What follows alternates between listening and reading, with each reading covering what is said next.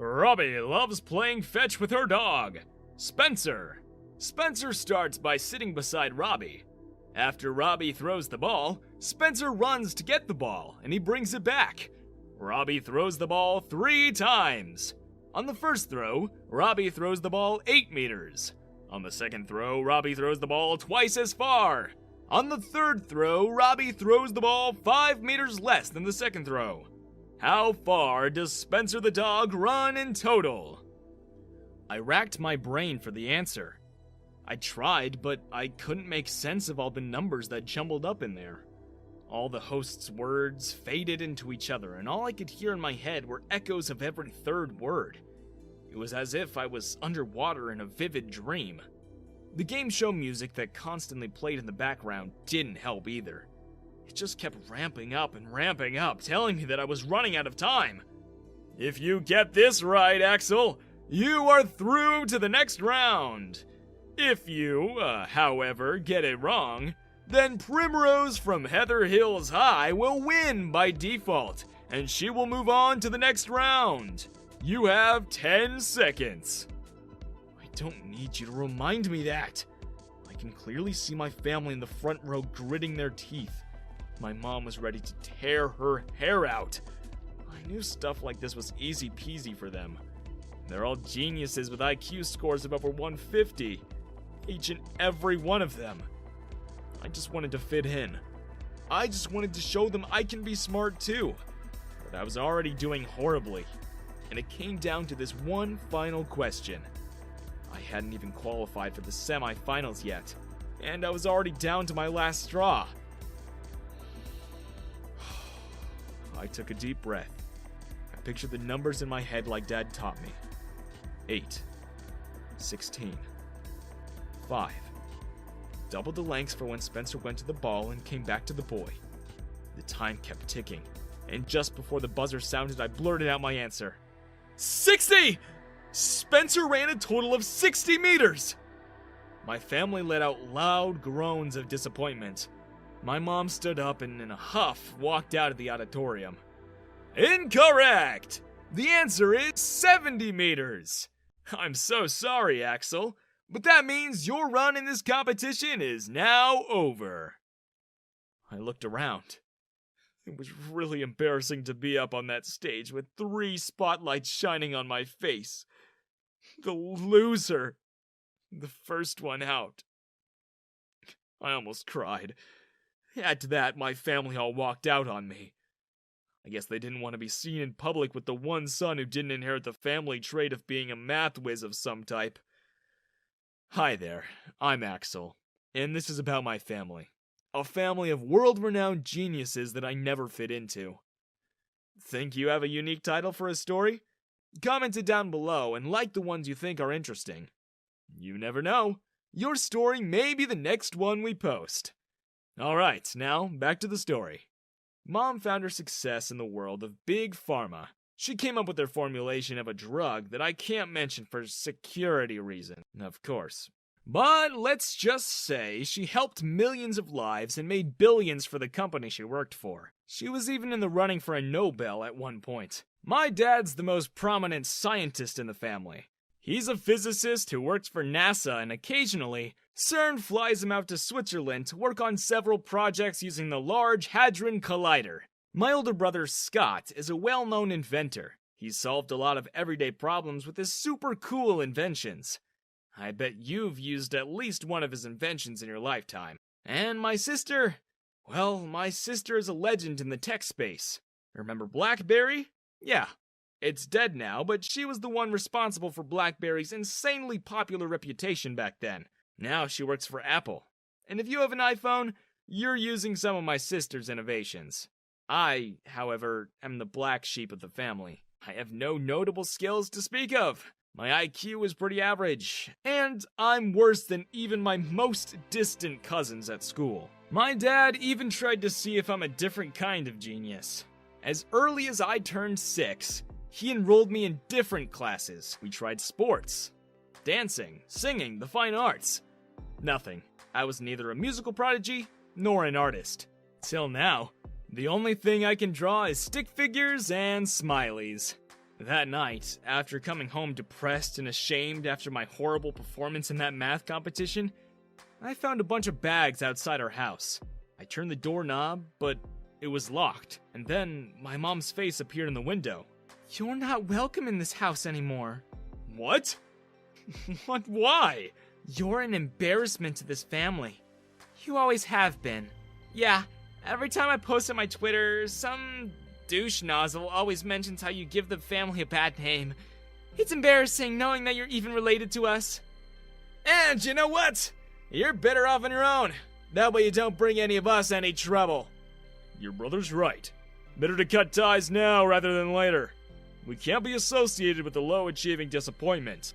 I tried, you know? I tried really hard to teach you. But you're hopeless. There's $20 in your bag. Don't spend it all in one place. Now go. We're having dinner. Let's just go. I don't even understand why you'd give him a single cent. The embarrassment he brought us tonight. He's not worth a penny. My life was over. I was 16 and homeless, with no family willing to take me in. Who does that?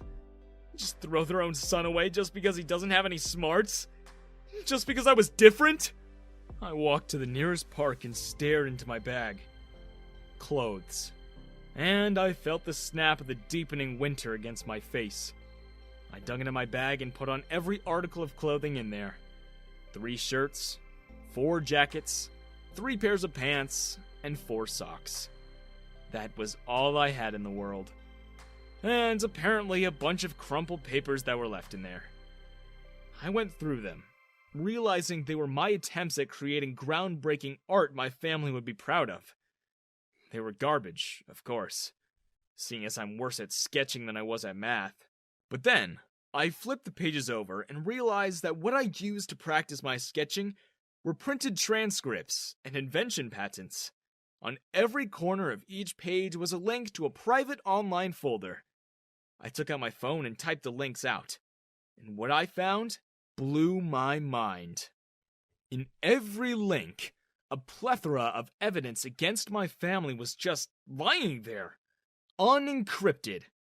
It turned out every single breakthrough my family was proud of was stolen, taken from other poor inventors that they either paid off or blackmailed and extorted. They kept them silent, and the evidence was all there. Signed contracts, NDAs, voice clips, even video evidence of them threatening the scientists and inventors that they stole from. I finally knew what I had to do. The very next morning, I was outside the nearest print shop before it even opened.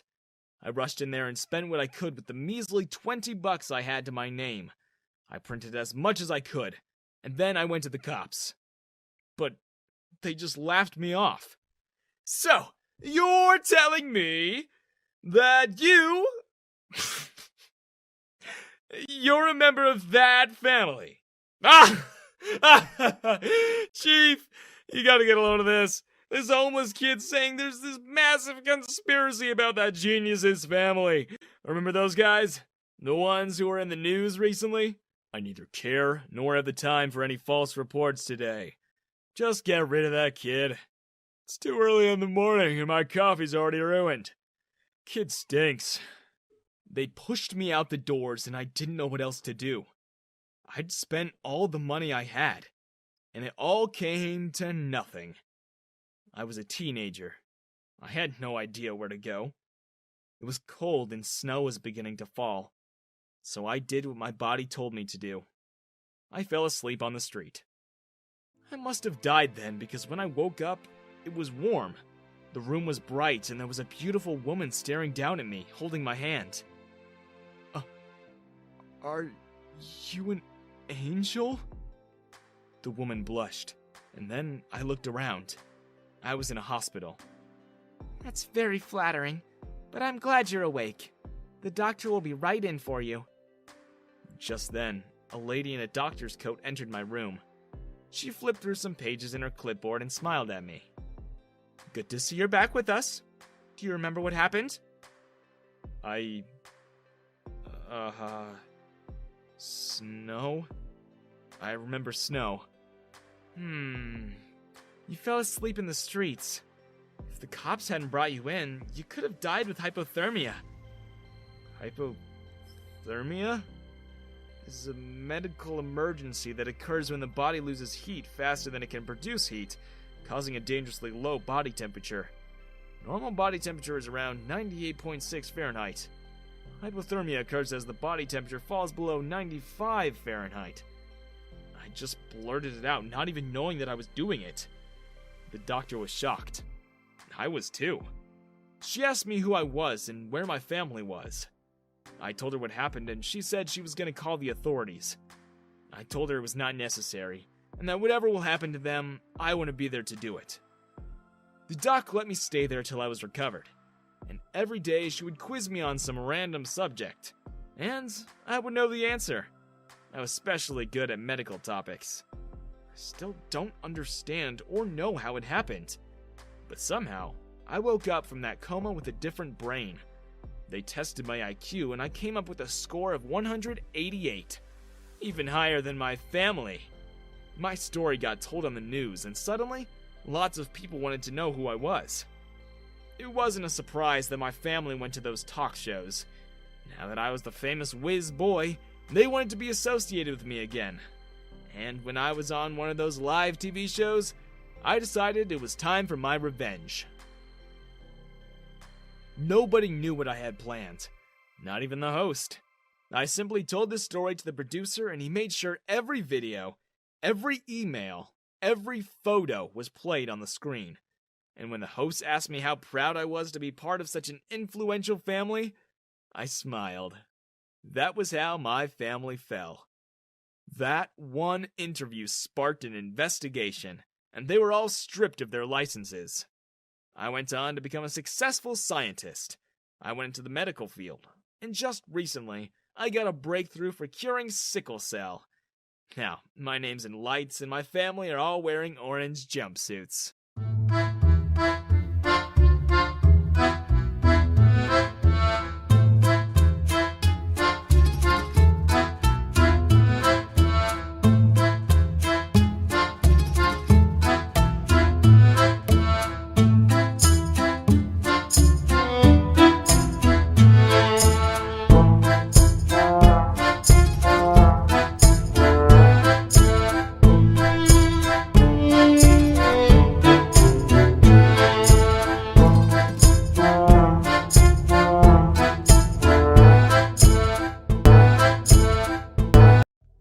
I slowly inched into the kitchen, the tip of my toes buckling under my own weight.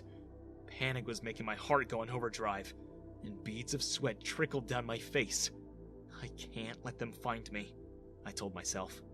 I lifted my hand up to wipe my sweat-dripping forehead, and suddenly I found my feet landing on the one creaky floorboard I was trying to avoid. And then, menacingly, tauntingly, 5 sinister voices appeared behind me. "Found you!" They piled on top of me, pushing me down until one of them was able to wrap me in a blanket. They rolled me up like a human burrito and shoved me in the tiniest kitchen cupboard they could find. "Stop! Stop it! This isn't funny! Let me out!"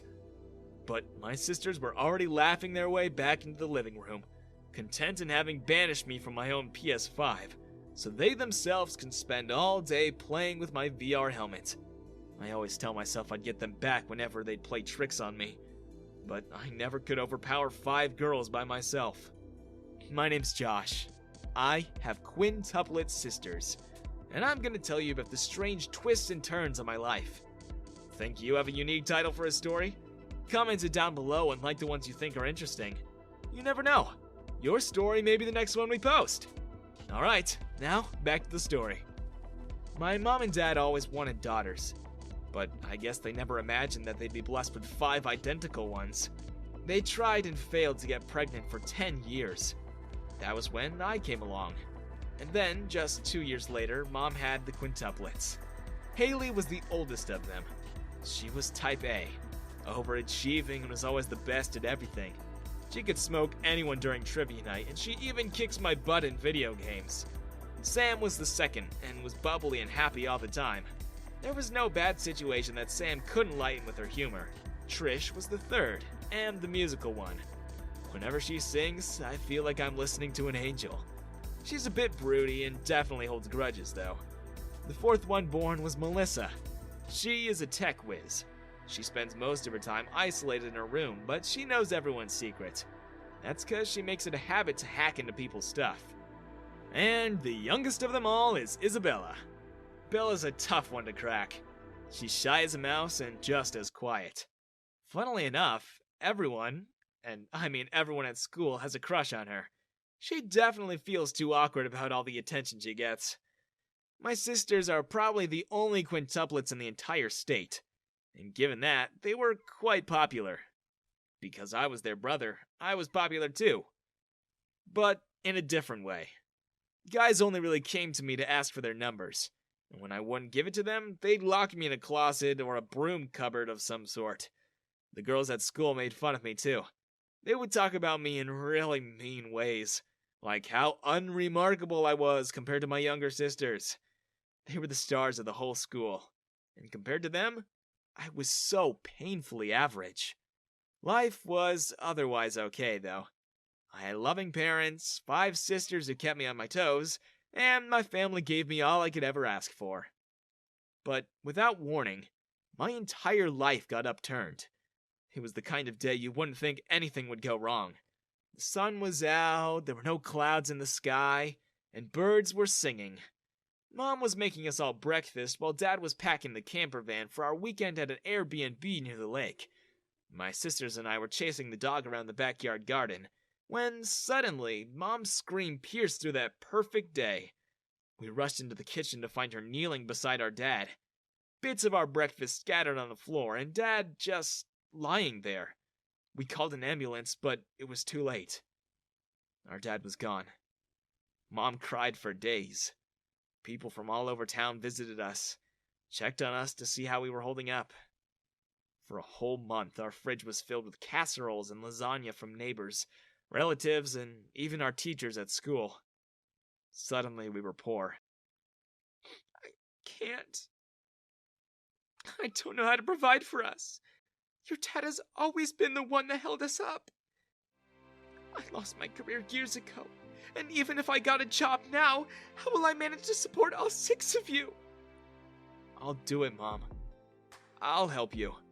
My mom cried again. You're just a kid. But I can help you. I'll quit school. I'm no good at it anyway. No! You're a year away from graduating. If you quit now... It didn't matter to me.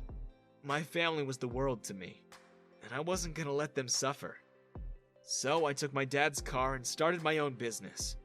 I went around offering services to every house I was welcomed into. If people needed their lawns mowed, I mowed them. If they needed help decluttering their garage, I did it. Plumbing? Well, I knew nothing about it, but I learned it anyway. I wasn't making an insane amount of money, but it was enough. With my help, and with Mom finding a job at the local travel agency, we were both able to afford the mortgage and food, at the very least. My sisters worked hard to get scholarships so we wouldn't have to worry about their tuition, and because we lived in a very supportive community, we somehow pulled through. For a while, everything went alright. I even got help from my sisters on weekends, which really drove up sales for my odd jobs and cleaning service businesses. Haley, Melissa, Isabella, Sam, and Trish would dress up and wear cute maid outfits at every house I serviced. They'd offer a cleaning service for a discounted add-on fee, and the homeowners would almost always take the deal. I mean, who can't resist 5 cute, identical girls in maid outfits? But it was during one of those cleaning services that yet again, my world was turned upside down. There was this woman who... Well, at first we thought she was just a bit loopy. She kept staring at me the whole time, and by the end of cleaning her garage out, she approached me and suddenly took my face in her hands. She gave me a good look and gasped. You look exactly just like him! It's you, isn't it? It's you! I got out of there as quickly as I could, and the car ride home was filled with awkward conversation. What the heck was that about? I'm just as clueless as you. Yeah, That was weird as all... Language, Bella! You can't tell me what to say! I'm 16, you know! And too young to be butting into the adults' convo. You're one to talk. You realize we're all 16, right? Shut up and go back to listening to your sad songs. Guys, don't argue. Yep, better listen to Josh or he'll threaten to fart again. Sam's right. No, but seriously, you guys, that lady really freaked me out. You're freaked out? I'm the one she kept touching and staring at. I mean, she lives alone in that massive mansion. She's bound to be eccentric in some way. Maybe she just had an episode. A touch of dementia or something? A touch of dementia? I'm never going back to that place again. She didn't even tip us. We thought that'd be the end of it. We thought the strange lady was gonna be some sort of weird memory for us to share. But one afternoon, the doorbell rang. Mom opened the door and I heard breaking glass. I rushed to the living room only to come face to face with that same strange woman again. Mom was picking up the pieces of the bowl she had dropped in shock. That instantly told me they knew each other. It turned out, my family had a secret, and that lady wasn't at all demented or crazy. She was my mother. I never wanted you to find out this way. Your father and I... We wanted to tell you when you turned 18, but we just couldn't bring ourselves to do it. We tried. For 10 years, we tried to have a baby, but we just couldn't. And then we found her, Lily. She'd just given birth to you, and she was living in the streets. My parents threw me out when they found out I was pregnant. Your mom and dad were kind to me. They took me in. They helped me get back on my feet again. I did something unspeakable, and I regret it. I tried to seduce your dad. I can't explain to myself why I did it, but when your dad rejected me and your mom found out, I couldn't face the shame. I ran away and left you here with them. I knew they wanted a baby of their own, but giving birth to you made me lose everything in my life. So I gave you a better home where they would love you. And I ran away because I was a coward. But when I saw you that day, I knew you were my boy. You looked exactly like your dad. This isn't real. I'm sorry, son. That deadbeat left me when he found out I was disinherited by my dad. But now that I've seen you, I wanted to make my old mistakes right. Please, at least let me take care of you. I don't know. I can't leave my family. They depend on me. You have to go, Josh. You go and have the life you